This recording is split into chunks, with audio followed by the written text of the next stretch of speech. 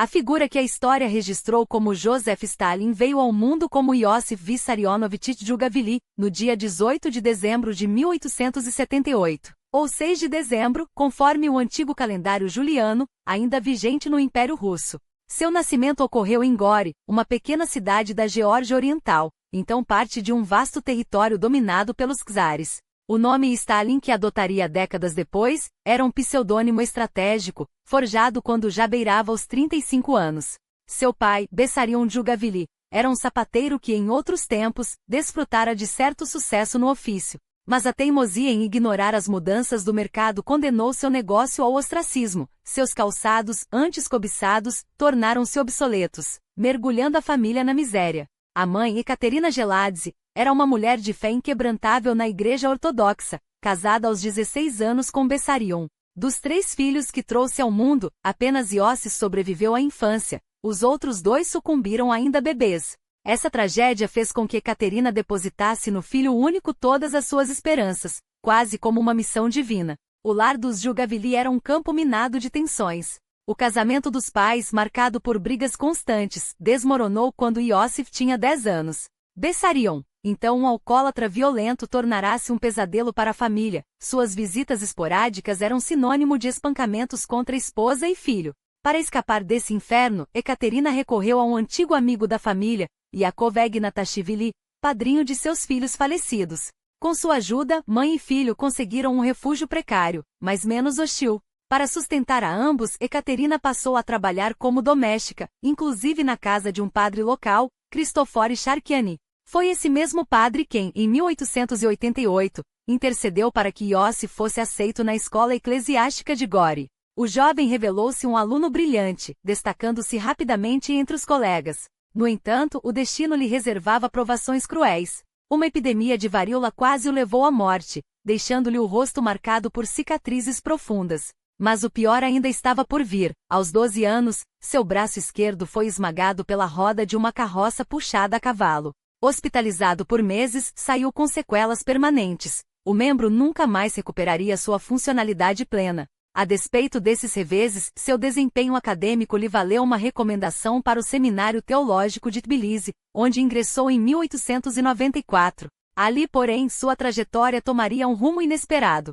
Iosif, que já nutria dúvidas sobre a fé, declarou abertamente sua descrença em Deus, uma heresia inaceitável para um futuro sacerdote. Em vez dos textos sagrados, mergulhou em obras proibidas, como O que Fazer, de Nikolai Chernyshevsky, e O Capital, de Karl Marx, cujo pensamento o fascinaria para sempre. Foi nesse período que começou a frequentar reuniões clandestinas de operários socialistas na Geórgia, onde o descontentamento contra a opressão czarista fervilhava. O Império Russo, embora fosse uma potência global, arrastava-se em atraso social e econômico. Há séculos sob o jugo dos czares. Desde Ivan, o Terrível, que se autoproclamara o primeiro czar no século XVI, a Rússia era governada por monarcas absolutistas, sem espaço para parlamentos ou representação popular. O poder se concentrava nas mãos da nobreza e da Igreja Ortodoxa, enquanto o povo vivia à mercê de um sistema arcaico. Mesmo com conquistas territoriais impressionantes, da expansão para o Cáucaso sob Catarina, a Grande, a vitória sobre Napoleão, que consolidou seu status de grande potência, a Rússia do final do século XIX era um gigante com pés de barro. Sua economia ainda dependia da agricultura, e a servidão só havia sido abolida em 1861, por Alexandre II, cujo projeto reformista foi brutalmente interrompido por seu assassinato em 1881. Seu sucessor, Alexandre III, foi um reacionário que reforçou o autoritarismo, sufocando qualquer sinal de progresso. Quando Nicolau II assumiu o trono, em 1894, o país já fervia em agitação. As cidades como Moscou e São Petersburgo industrializavam-se a passos largos, enquanto ideais socialistas e anarquistas ganhavam força. A sociedade clamava por representação política e por uma ruptura com as tradições medievais que ainda a aprisionavam. Mas Nicolau II, embora não fosse um tirano por natureza, revelou-se um governante fraco, incapaz de compreender a profundidade dos problemas russos ou de propor soluções. Esse era o cenário quando Iosif Djugavili começou sua ascensão política nos primeiros anos do século XX. Em 1899, enquanto trabalhava como meteorologista em Tiflis, atual Tbilisi. Sua oposição ao regime czarista tornava-se cada vez mais radical, passou a discursar em encontros de operários e grupos clandestinos, denunciando a autocracia russa. Suas atividades, é claro, chamaram a atenção da Ucrânia, a temida polícia secreta do czar. Nesse mesmo ano filiou-se ao Partido Operário Social Democrata Russo, POSDRI, fundado em 1898, embrião do futuro Partido Comunista.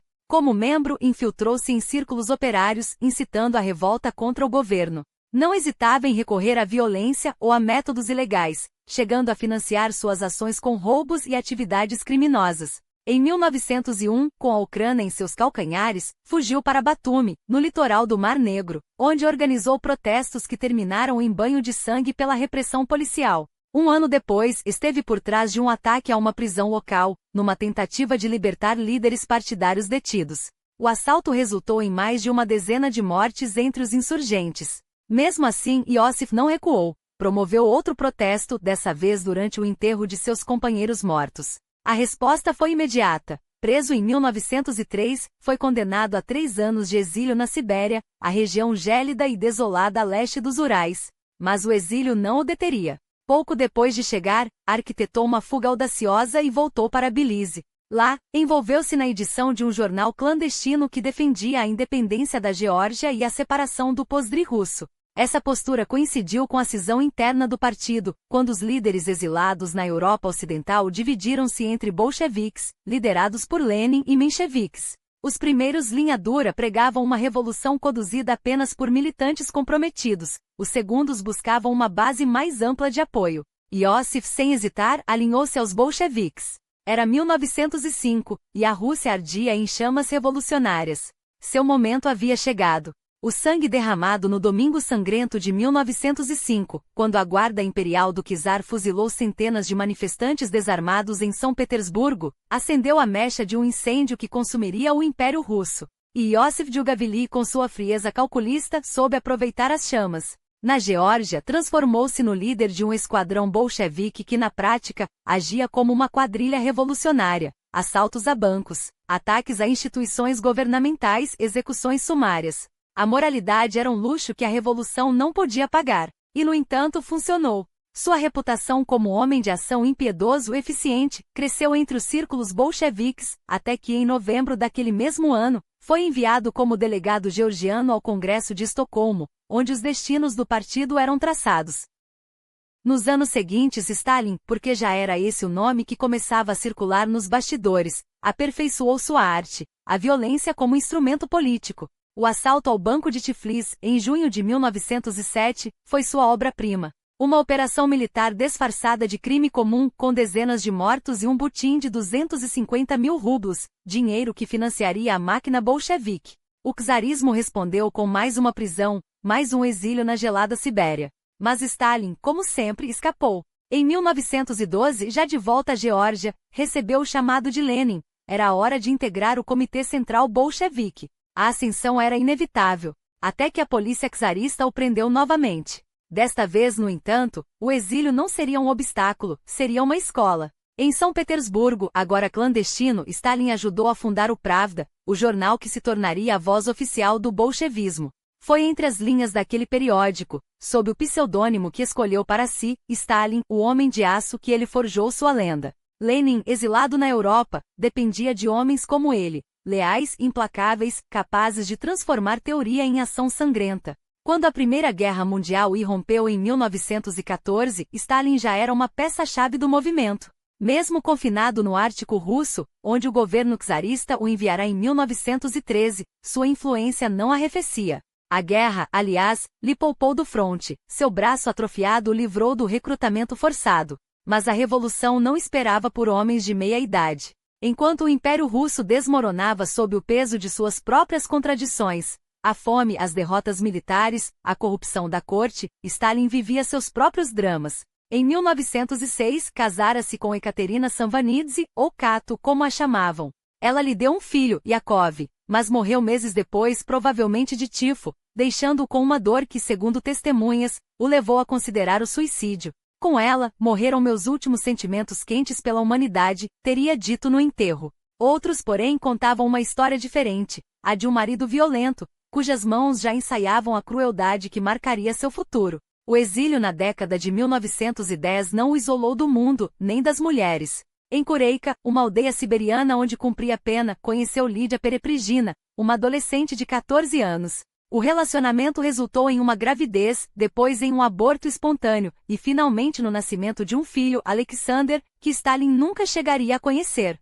Quando o menino veio ao mundo, ele já estava envolvido com outra, Nadezhda Liluyeva, uma jovem de 17 anos que se tornaria sua segunda esposa e mãe de seus 2 últimos filhos, Vasily e Svetlana. Enquanto sua vida pessoal se desenrolava entre paixões fugazes e perdas brutais, a Rússia entrava em colapso. Em fevereiro de 1917, o czar Nicolau II foi derrubado por uma revolução que, ironicamente, não fora planejada pelos bolcheviques. O governo provisório de Kerenc assumiu o poder, mas sua fraqueza era evidente.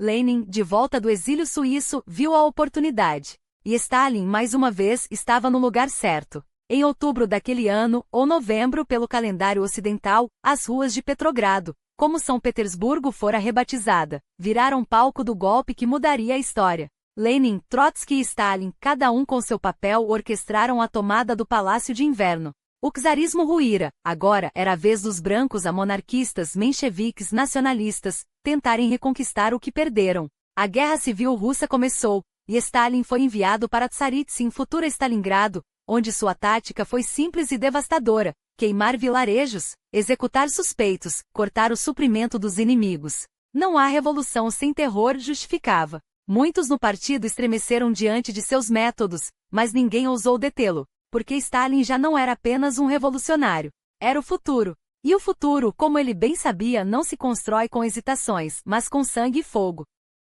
O exemplo mais brutal dessa escalada de crueldade veio em 17 de julho de 1918, quando o último czar, Nicolau II, sua esposa e seus filhos foram arrastados para um porão em Ekaterimburgo e executados sem piedade. Não houve julgamento nem apelo, apenas balas e baionetas para apagar uma dinastia de um só golpe. Stalin não esteve diretamente envolvido, mas aprovou. Para ele, a revolução não era um debate acadêmico, era uma guerra de extermínio, e os bolcheviques não estavam ali para negociar, mas para esmagar. Enquanto a guerra civil devorava a Rússia, Stalin foi promovido a comandos cada vez mais estratégicos, onde sua reputação se solidificou, implacável com desertores, impiedoso com traidores. Os que vacilavam eram fuzilados. Os que fugiam, caçados. Por serviços como esses, o governo o condecorou com a Ordem da Bandeira Vermelha, não por bondade, mas por eficiência. A Polônia, aproveitando o caos russo, tentou expandir suas fronteiras.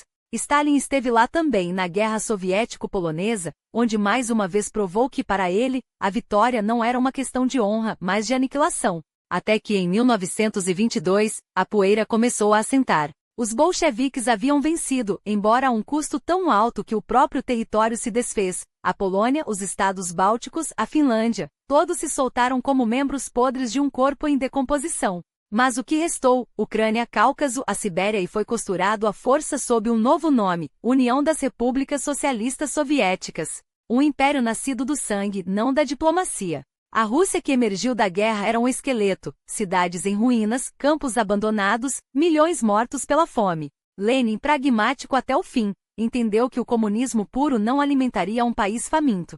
Em 1921, lançou a nova política econômica, NEP, um recuo tático, mercados livres, pequena propriedade privada, capitalismo controlado, tudo para evitar que a revolução morresse de inanição. Os poristas como Trotsky rugiram de indignação.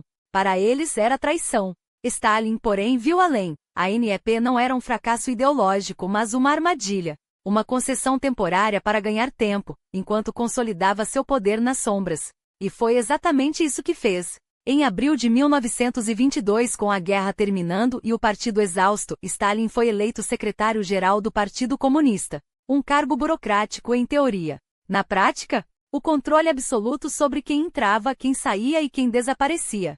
Cada nome no partido, cada promoção, cada expurgo passava por suas mãos. Ele não governava ainda, mas sabia onde estavam enterrados todos os cadáveres.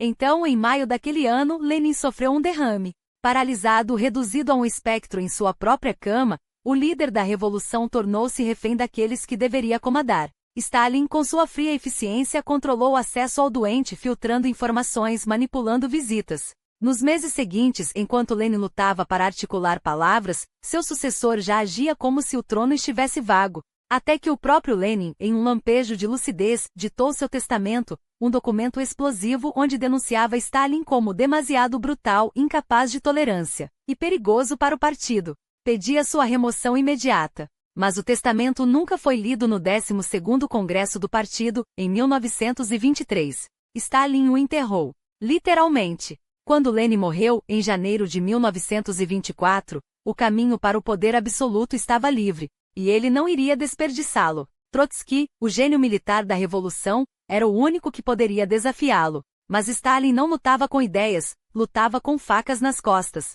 Formou uma tríade mortal com Zinoviev e Kamenev, dois oportunistas que, como ele, viam em Trotsky um obstáculo. Juntos o isolaram, o difamaram, o reduziram a um pária. Em 1925, Trotsky foi destituído do comando do Exército Vermelho. Em 1927, expulso do partido. Em 1929, exilado para sempre. O resto foi apenas uma questão de tempo. Um agente soviético com um picador de gelo na mão encerrou a questão em 1940 em uma casa no México. Trotsky morreu como viveu, como um homem que subestimou a paciência de Stalin. Com o rival eliminado, restavam apenas os últimos resquícios de resistência. Bukharin, o teórico brilhante, ousou questionar a virada radical de Stalin em 1927. Zinoviev e Kamenev, seus antigos aliados, tentaram se agarrarem ao poder. Até Krupskaya, a viúva de Lenin, resistiu, até morrer em circunstâncias suspeitas, em 1939. Até 1927, Stalin já não precisava mais se esconder. Era o dono absoluto da URSS. E aqueles que ainda duvidavam aprenderiam cedo ou tarde, que na Rússia de Stalin, a história não era escrita com tinta, era escrita com sangue. Stalin não era um intelectual no molde de Trotsky, e era exatamente isso que o tornava tão perigoso. Enquanto seu rival discursava sobre dialética marxista com a elegância de um filósofo, Stalin agia como um engenheiro do poder, frio, calculista, sem o peso de escrúpulos que atrapalhavam os teóricos. Conhecia Marx o suficiente para manipulá-lo, citava Lenin quando conveniente, mas sua verdadeira escola havia sido a rua, não as bibliotecas de São Petersburgo, mas os becos de Tiflis, onde aprenderá que o comunismo podia ser tão brutal quanto o crime organizado que o financiou nos anos 1910. A mesma mão que assinava decretos revolucionários havia, décadas antes, planejado assaltos a bancos para encher os cofres do partido. Essa dualidade, o revolucionário e o bandido, nunca o abandonaria. Sua biblioteca particular, um espelho distorcido de sua mente, revelava o homem por trás do mito. Mais de 20.000 volumes, não como adorno para impressionar visitantes, mas como arsenal intelectual. Stalin lia vorazmente vários livros por semana, sublinhando, rabiscando, cuspindo sua aprovação ou desprezo nas margens. Em Robinson Crusoe, presenteado ao filho adotivo, via talvez um manual de sobrevivência em território hostil. Em Shakespeare, admirava a astúcia de Maquiavel disfarçada de tragédia. Mas foi em uma obra sobre Gengis Khan que deixou sua marca mais reveladora, uma frase sublinhada quase como um juramento sobre a necessidade de aniquilar completamente os derrotados para garantir a paz. Não era teoria. Era um plano já em execução. Trotsky, Bukharin, Zinoviev. Todos haviam subestimado aquele que, aos olhos deles, era apenas um burocrata cinzento. Mas Stalin entendia algo que os intelectuais do partido ignoravam. O comunismo não seria construído com debates, mas com aço, fome e cadáveres. E quando chegou a hora de transformar a URSS de um país atrasado em uma potência industrial, ele não hesitou. O primeiro plano quinquenal, lançado em 1928, não era um exercício acadêmico. Era uma guerra contra o próprio tempo. A Rússia de 1917 era um gigante de pés de barro, algumas ilhas de indústria afogadas em um mar de campos medievais. A Este do Volga, a modernidade mal existia. Stalin prometeu mudá-lo em 5 anos. E pela primeira vez na história, um ditador cumpriu um prazo. Fábricas brotaram como cogumelos após a chuva, usinas siderúrgicas, plantas químicas, complexos automobilísticos erguidos com a ajuda de engenheiros americanos, os mesmos que haviam construído o império de Henry Ford. Em Stalingrado, tratores saíam das linhas de montagem enquanto, a poucos quilômetros dali, camponeses morriam de inanição. A ironia não era perdida para Stalin. O progresso exigia sacrifícios. Muitos sacrifícios. Os números, mesmo descontada a propaganda, eram estarrecedores. A produção de aço dobrou. O número de operários industriais saltou de 3 para 6 milhões. A alfabetização, que mal passava de 20% em 1900, atingiria 90% em 1940, porque um operário que não sabia ler era um operário inútil. Cartazes por toda parte exortavam: aprenda a ler, o futuro pertence aos que sabem. Era o lado iluminado do plano. A URSS se industrializava a uma velocidade que o capitalismo ocidental levará décadas para alcançar. Mas havia um reverso. E esse reverso se chamava kolkhóis. Os kulaks, os camponeses ricos, ou qualquer um que possuísse um cavalo a mais do que o vizinho, foram declarados inimigos do Estado. Suas terras, seu gado, suas colheitas foram confiscados à força. Milhões foram deportados para a Sibéria, onde o trabalho escravo os aguardava. Os que resistiam eram fuzilados como sabotadores. Os que não entendiam, e eram a maioria, viam chegarem aos seus vilarejos burocratas de Moscou falando de coletivização e comunas, termos que soavam como o retorno da servidão abolida em 1861. Para Stalin, porém, não se tratava de justiça social. Tratava-se de controle.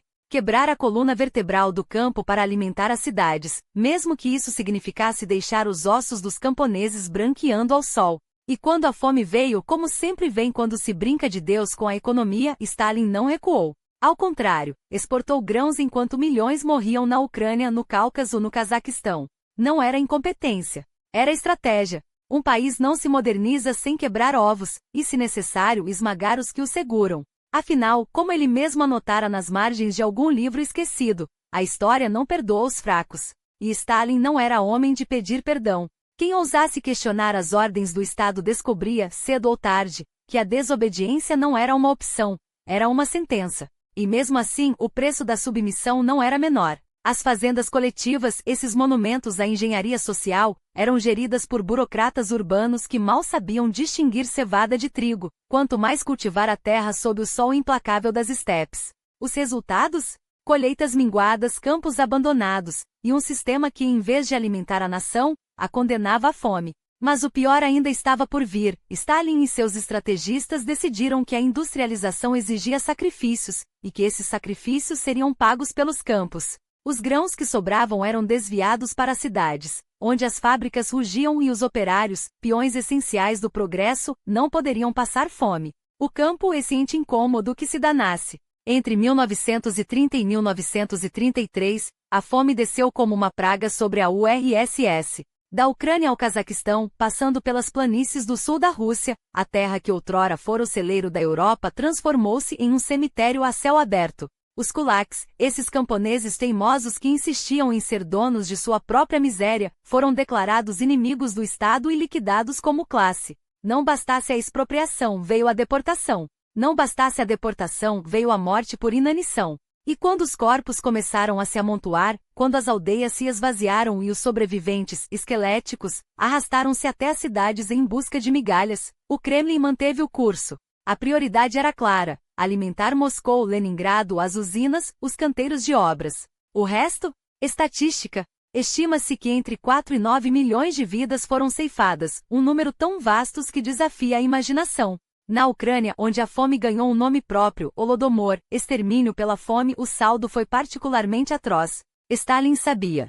Seus informes o mantinham atualizado sobre a dimensão do desastre. E mesmo assim, não recuou. Não por crueldade gratuita, embora dela não lhe faltasse, mas porque, para ele, a história não se escrevia com lágrimas e sim com aço e cadáveres. O império não se ergue sobre a compaixão.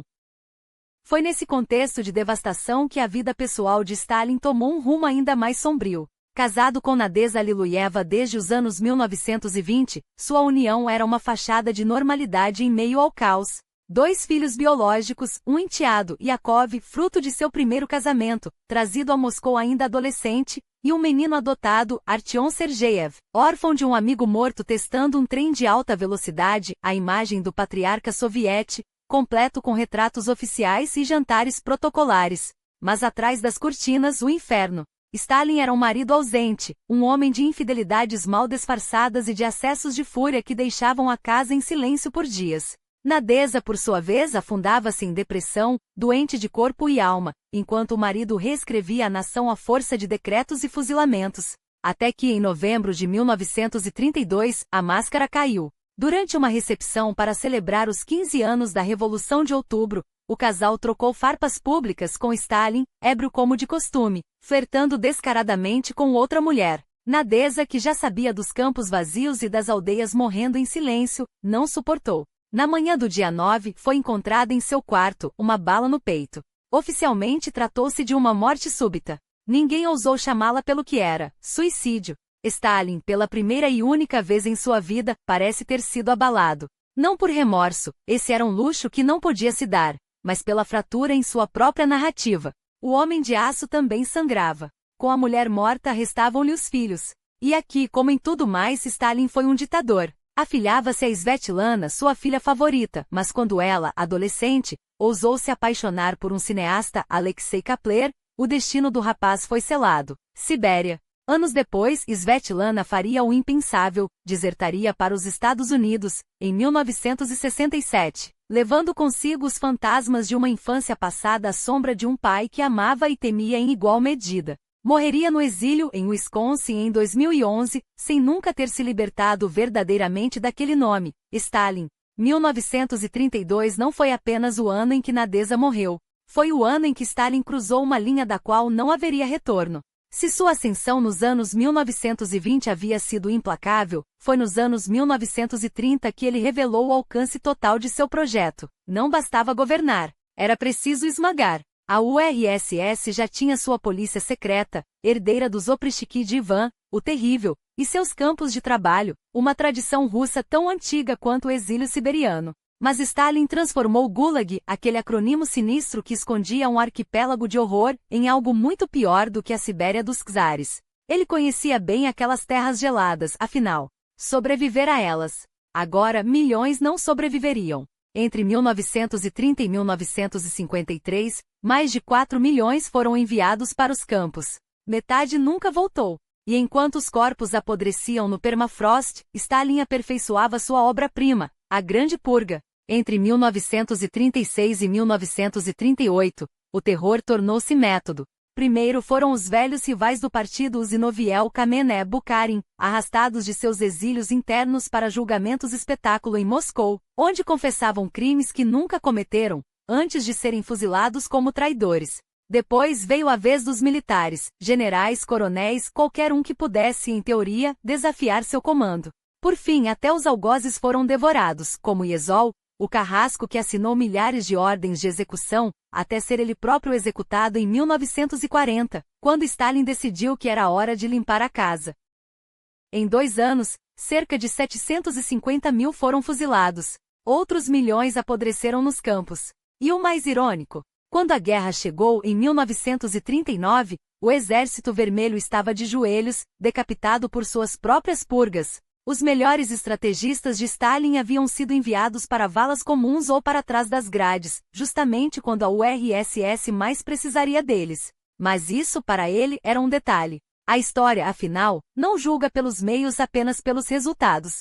E Stalin estava disposto a pagar qualquer preço para garantir que os resultados fossem seus. Os depoimentos arrancados nos tribunais não eram apenas teatro, eram um espetáculo de horror que deixou o mundo boquiaberto.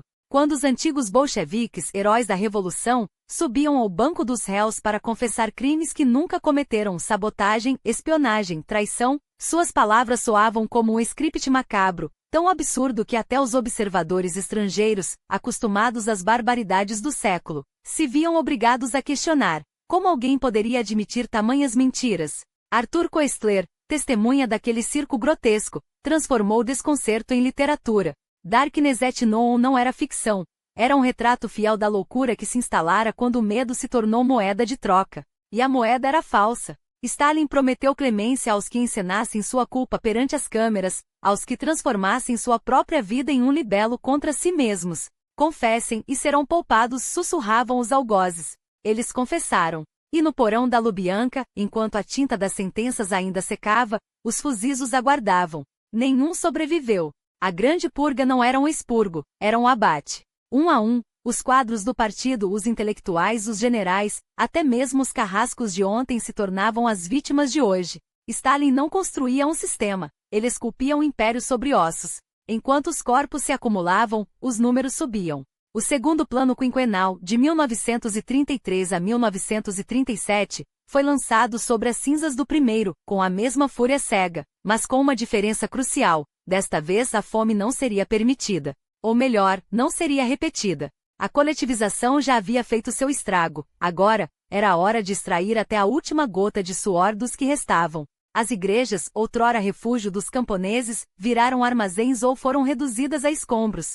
Stalin, que um dia estudará para ser padre, declarava guerra a Deus com o mesmo zelo com que exterminava seus rivais. Terra, trabalho, fé, tudo pertencia ao Estado. E o Estado, bem, o Estado era ele. Os incentivos nas fábricas funcionavam como um chicote doce: quem produzisse mais ganharia mais. E os trabalhadores, esmagados entre a promessa de uma vida melhor e o terror de acabar em um gulag, respondiam. A produção industrial disparou. A URSS, que em 1928 era um gigante de pés de barro, agora forjava aço em ritmo alucinante, superando até mesmo a máquina de guerra alemã em setores-chave. Quando Hitler invadiu a Polônia em 1939, foi a indústria soviética, construída sobre o suor e o sangue de milhões, que permitiu à URSS resistir, e depois esmagar, a Blitzkrieg nazista.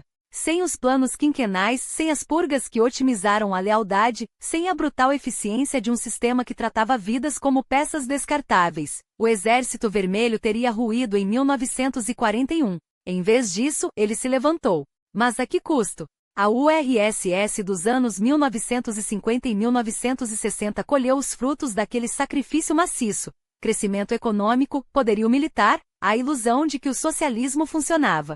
Só na década de 1970, quando as engrenagens do planejamento central começaram a rangir e a corrosão do sistema se tornou visível, é que o mundo percebeu: o milagre soviético era uma dívida paga com vidas. E o credor era implacável. Stalin não governava um país, ele comandava um experimento. Um experimento em que o comunismo de Marx e Lenin era destilado até virar veneno puro, onde a ditadura do proletariado se resumia a um homem só, sentado no Kremlin decidindo quem vivia e quem morria. Fome necessária. Execuções em massa? Um mal menor. Campos de trabalho forçado? O preço do progresso. Enquanto isso, seu rosto sorria dos cartazes, seus discursos ecoavam como evangelhos, e qualquer um que ousasse piscar diante de sua imagem era arrastado para o escuro. Não era comunismo. Era stalinismo, uma ideologia sem moral, um culto sem Deus, um sistema onde o único pecado era falhar com Stalin. E então veio o pacto. Quando o mundo soube, em 23 de agosto de 1939, que Molotov e Ribbentrop haviam se encontrado em Moscou para selar um acordo de não agressão, o choque foi tão grande que até os cínicos se calaram. Hitler e Stalin? O fascismo e o comunismo mãos dadas? Era como ver o lobo e o urso dividirem a mesma presa. Mas as cláusulas secretas, essas revelavam a verdadeira natureza do negócio: uma partilha de cadáveres. A Polônia seria esquartejada. Os países bálticos engolidos. A Finlândia, um petisco à parte. Em essência, dois ditadores sentados à mesa, traçando linhas em um mapa com sangue alheio, recuperando o que o Tratado de Versalhes e a Revolução Russa lhes haviam tirado. Quando a Wehrmacht cruzou a fronteira polonesa em 1º de setembro, o mundo ardeu. 2 dias depois, Londres e Paris declaravam guerra à Alemanha. E Stalin? Esperou. Deixou os alemães fazerem o trabalho sujo, observou enquanto Varsóvia caía, e então, como um abutre paciente, deu sua ordem. Em 17 de setembro, o Exército Vermelho marchou sobre o leste da Polônia. Não era uma invasão, era uma libertação segundo a propaganda.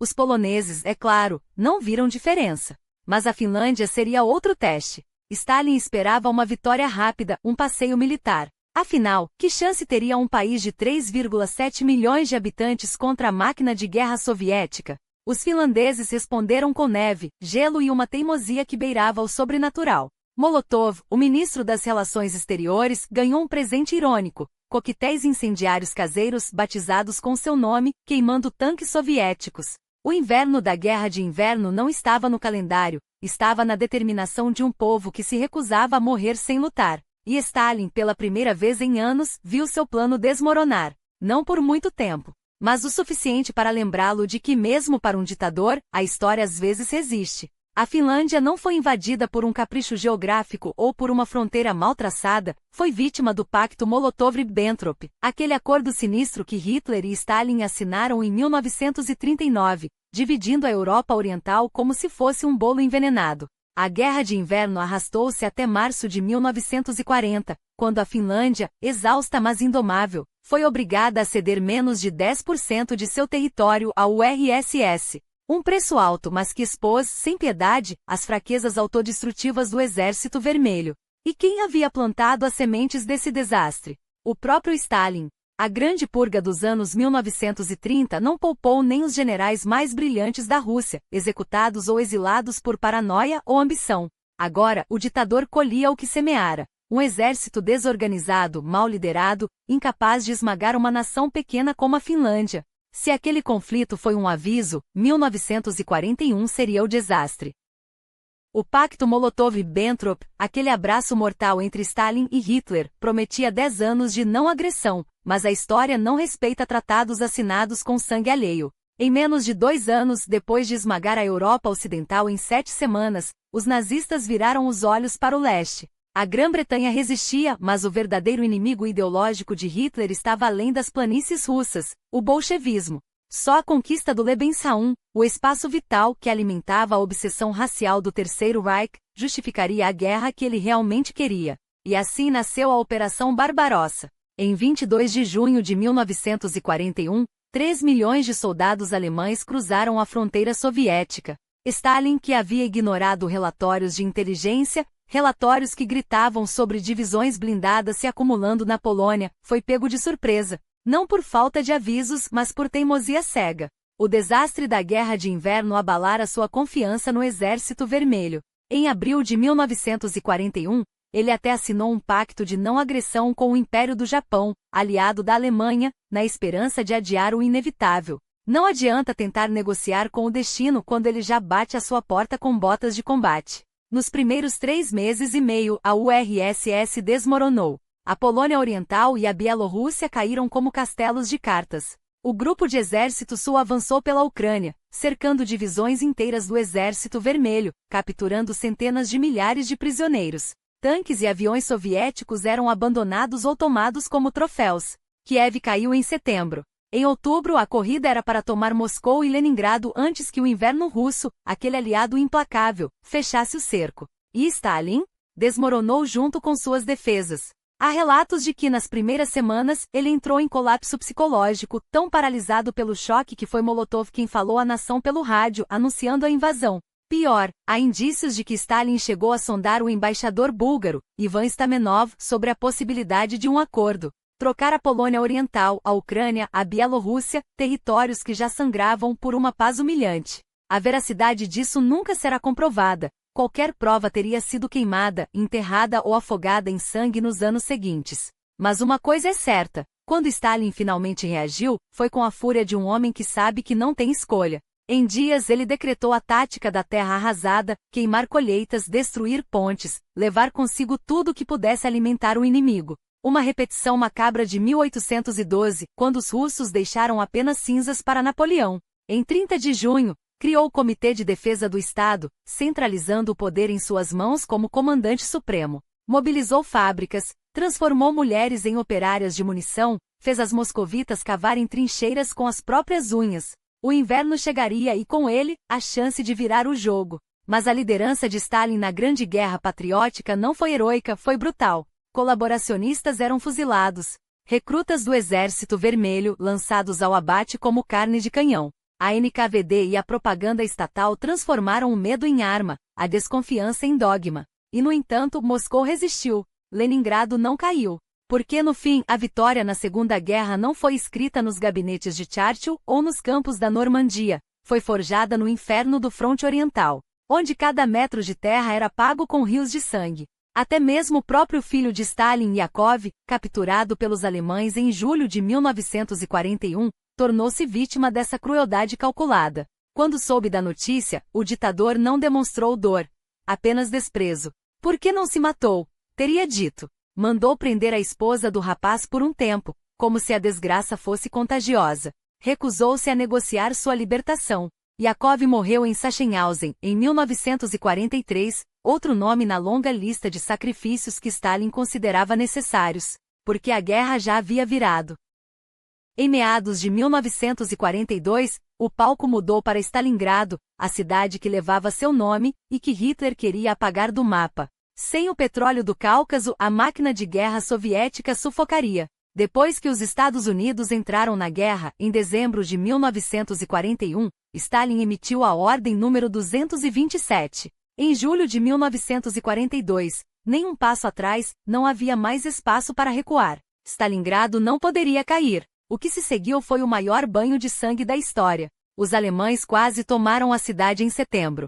Mas em outubro, o Exército Vermelho contra-atacou. Em novembro lançou a Operação Urano, cercando o 6º Exército Alemão, cortando suas linhas de suprimento, transformando-o em presa fácil. Em janeiro de 1943, os últimos soldados de Hitler se renderam. Stalingrado foi o início do fim. A partir daí, a vitória soviética no fronte oriental tornou-se inevitável. Embora ainda custasse 2 anos e meio de carnificina até que os tanques vermelhos esmagassem as portas de Berlim. E enquanto o mundo assistia, Stalin consolidava seu lugar nas mesas de poder. Em Teherã, em novembro de 1943, ele se sentaria ao lado de Churchill e Roosevelt para decidir o destino da Europa pós-guerra. Mas isso é outra história. Uma história que, como todas as que envolvem Stalin, começa com sangue e termina com cinzas.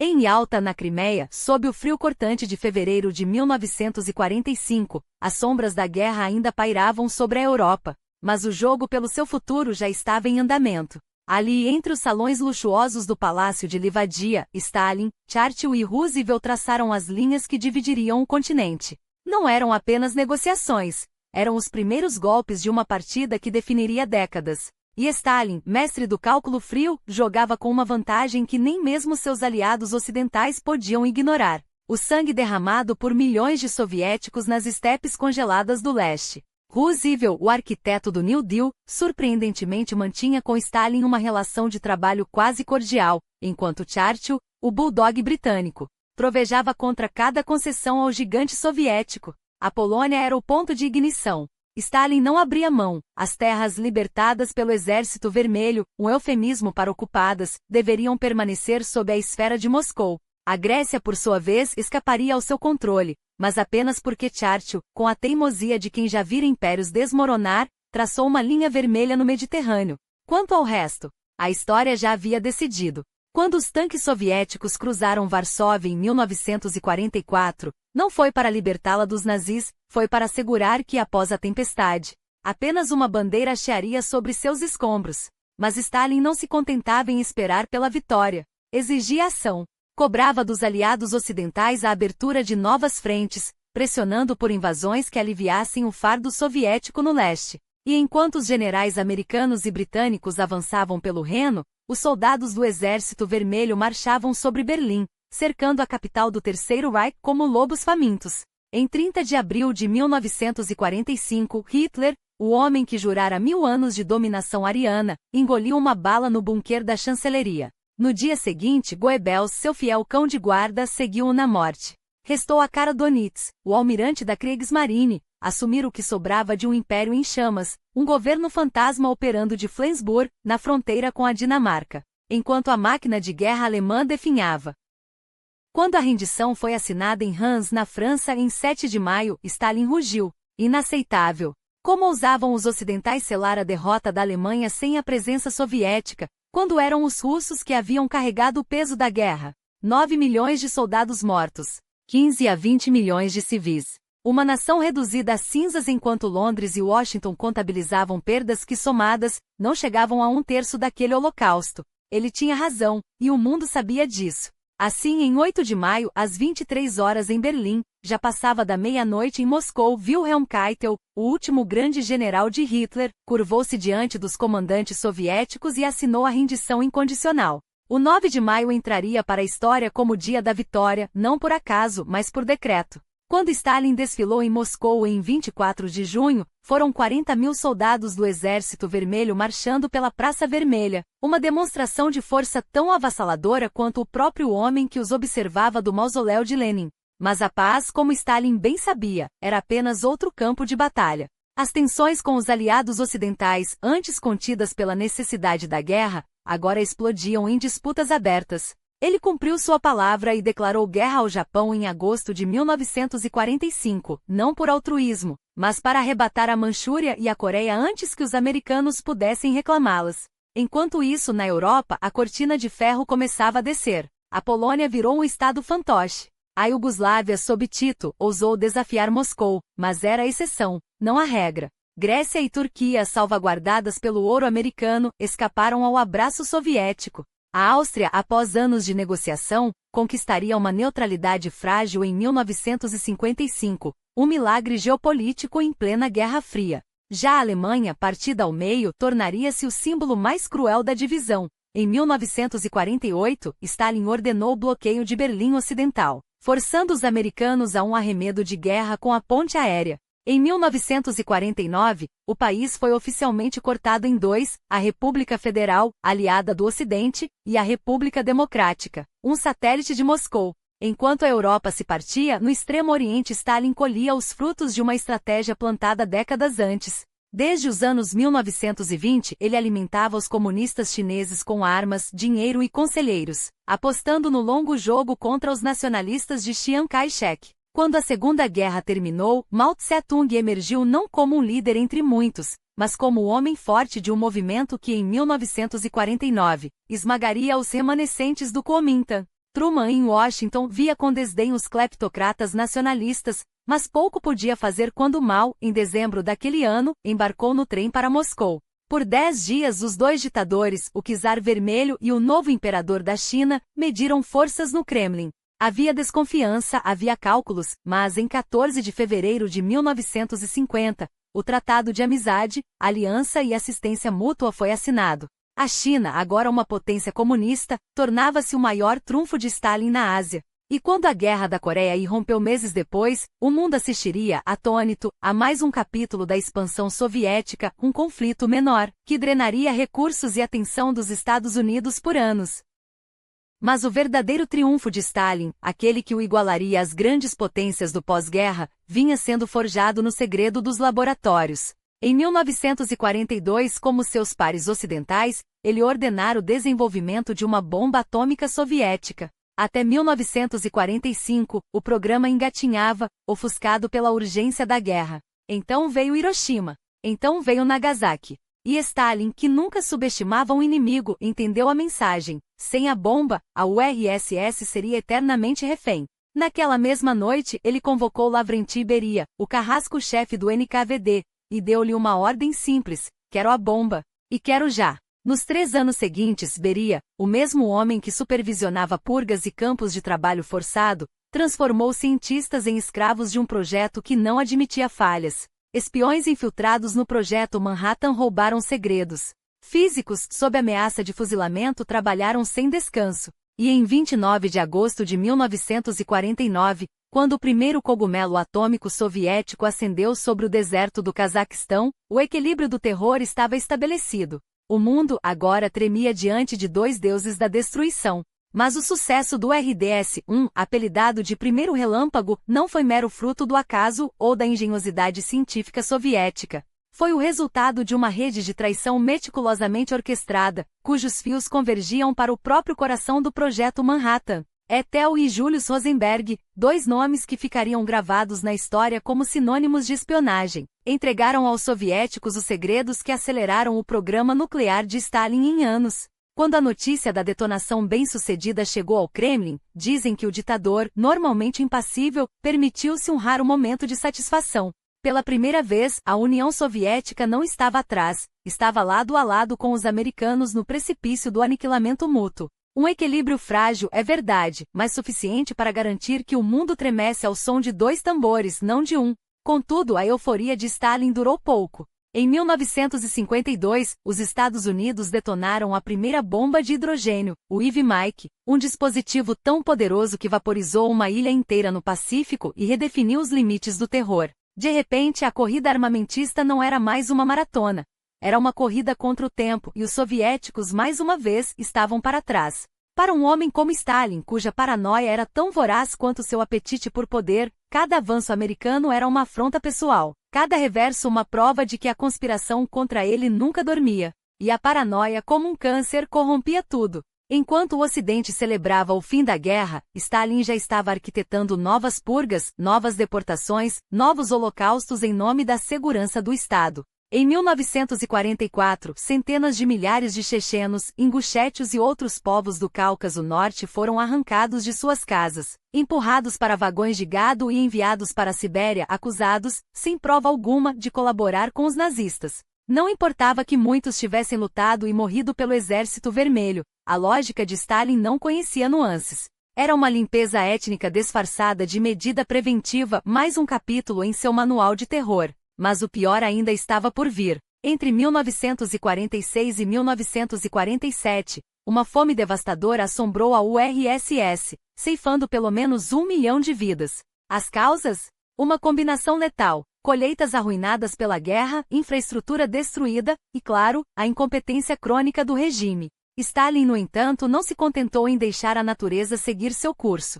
Seu sistema de racionamento, mal planejado e executado por burocratas como Georgy Malenkov, um homem cuja ignorância em assuntos agrícolas era só superada por sua lealdade cega, transformou a escassez em catástrofe. Enquanto milhões definhavam, o ditador se refugiava em sua dacha no Cáucaso, cercado por médicos, guardas e uma corte de sicários, cada vez mais convencido de que o mundo conspirava contra ele. E então veio o caso dos médicos. Em 1952, Stalin, já doente e consumido pela desconfiança, declarou que uma conspiração sionista de médicos judeus, incluindo seus próprios profissionais de confiança, estava envenenando a liderança soviética. Era o delírio de um homem cujos órgãos falhavam, mas cuja sede de sangue permanecia intacta. Prisões em massa se seguiram. Profissionais foram arrastados de seus consultórios, acusados de traição. A URSS, que já havia visto o Holocausto de perto, agora reproduzia seus horrores em escala menor, mas com a mesma eficiência burocrática. O ditador, outrora onipresente, tornará-se um fantasma. Após os desfiles da vitória em 1945, seus discursos públicos se tornaram raros, quase inexistentes.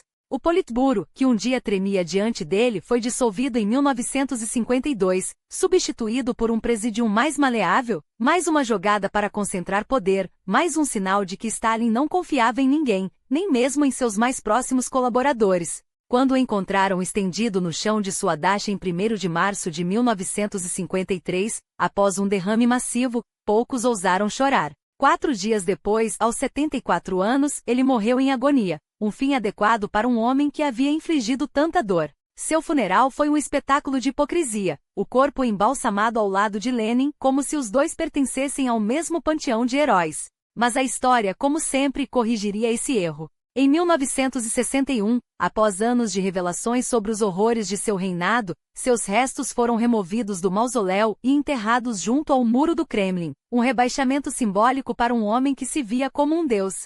Com sua morte, a URSS mergulhou no caos. Stalin, o tirano meticuloso, não deixará um plano de sucessão. Não havia herdeiro óbvio, apenas uma matilha de lobos famintos por poder. Molotov, o velho cínico, Malenkov, o burocrata ineficaz, Kaganovich, o carrasco leal. Por meses eles se digladiaram nas sombras, até que um nome emergiu das cinzas, Nikita Khrushchev, o ex-governante da Ucrânia, um homem que conhecia bem o custo humano das políticas de Stalin, iniciou o que o mundo chamaria de desestalinização. Em 1956, em um discurso secreto ao 20º Congresso do Partido, ele rasgou a máscara do pai dos povos, expondo as purgas, os campos, as execuções sumárias. Molotov, Malenkov e Kaganovich, os últimos guardiões do stalinismo, foram expulsos, exilados nas fronteiras do império que ajudaram a construir. Cidades perderam seu nome, estátuas foram derrubadas, e a memória de Stalin foi oficialmente transformada em vergonha. Hoje, décadas após a queda da URSS, o balanço de seu legado é inescapável. Robert Conquest, o historiador que como poucos desvendou seus crimes, tinha razão. Nenhum outro indivíduo moldou o século XX com tanta brutal eficácia. Stalin transformou uma nação arrasada pela guerra civil em uma superpotência, mas o preço foi uma montanha de cadáveres, 15 milhões, talvez mais, entre fuzilamentos, fomes e gulags. Ele venceu Hitler, mas governou com métodos que em essência pouco diferiam dos do Führer. Salvou o comunismo na URSS, mas o afogou em sangue até torná-lo irreconhecível. Então, como julgar Joseph Stalin?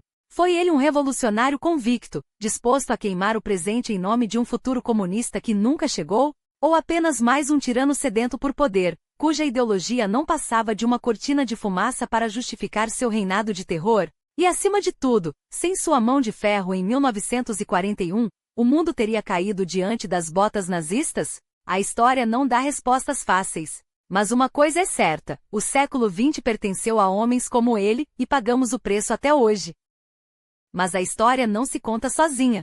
Ela exige que a enfrentemos com olhos abertos, mente crítica e a coragem de questionar até mesmo as verdades mais inconvenientes. E é por isso que este espaço existe, para desenterrar os bastidores do poder, expor as contradições dos grandes nomes e desafiar você a repensar tudo o que achava que sabia. Se este debate o provocou, se a complexidade de figuras como Stalin o deixou com mais perguntas do que respostas, então você está no lugar certo. Não se contente com a versão simplificada dos livros. Junte-se a nós nesta busca incômoda, mas necessária pela verdade histórica, sem filtros, sem concessões.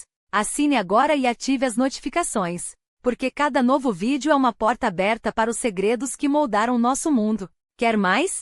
Torne-se membro no peopleprofiles.com e tenha acesso exclusivo a versões estendidas sem anúncios, apenas a história, sem interrupções.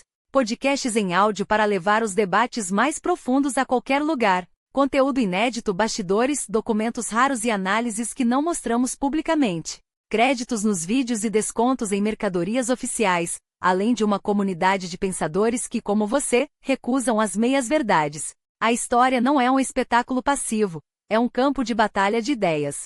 Escolha seu lado. Apoie este trabalho e ganhe acesso a tudo isso por apenas $2 por mês. Um investimento irrisório diante do que está em jogo, sua capacidade de enxergar além da narrativa oficial. O link está na descrição. O futuro da história depende de quem a questiona hoje. Não fique de fora.